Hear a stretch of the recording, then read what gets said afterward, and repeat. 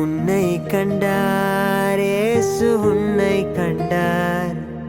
உன் நிலைமைகளை அவர் அறிவாரே. கலங்காதே, பயப்படாதே, திகையாதே. உன்னை பார்த்து பார்த்து படைத்த தேவன் அவர்தானே. உன்னை தனியாக விட்டு அவர் போவாரோ? உன்னை பார்த்து பார்த்து படைத்த தேவன் அவர்தானே. உன்னை தனியாக விட்டு இயேசு போவாரோ?